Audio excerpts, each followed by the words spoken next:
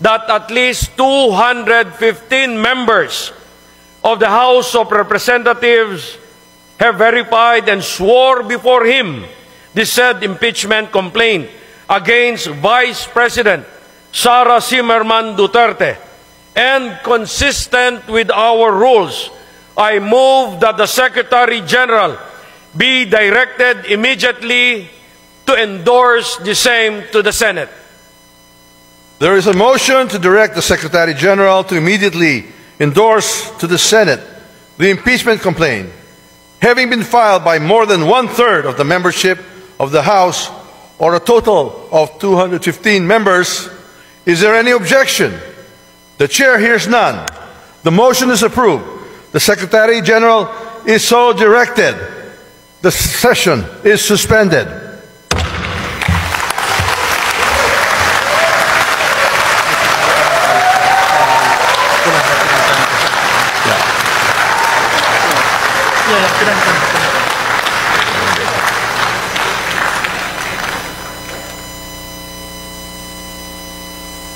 Nang inimpeach ng Kamara si Vice President Sara Duterte, ito'y makaraang makalikom ng 215 to 15 na pirma ang ika-4 na impeachment complaint laban sa Vice Presidente dahil sa nakamit o lumagpas pa sa requirement na 1/3 votes ng mga miyembro ng Kamara, iaakyat na ang impeachment sa Senado para sa trial o paglilitis. Sa sesyon ngayong Martes ay pinangunahan mismo ni House Speaker Ferdinand Martin Romualdez at ang tumayo ay si House Secretary General Reginald Velasco para ilahad ang ika-4 na impeachment complaint na mayroong 7 articles of impeachment at kabilang sa grounds ay yung betrayal of public trust, culpable violation of the Constitution, graft and corruption, malversation of public funds, at committed high crimes. Kabilang doon sa mga binanggit mula doon sa dokumento na ating nakita ay kill plot o naging banta ni Vice President Sara Duterte laban kay Presidente Ferdinand Marcos Jr., Speaker Martin Romualdez at First Lady Liza Araneta Marcos, at yung maling paggamit umano ng confidential funds ng Office of the Vice President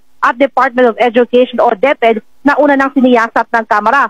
Tinukoy din yung bribery dahil sa pamamahagi ng mga sobrang may lamang pera sa DepEd officials noon at hindi maipaliwanag na yaman at bigong pagdedeklara ng mga ari-arian at interes sa SALN mula noong vice-alkalde si VP Duterte doon sa Davao City.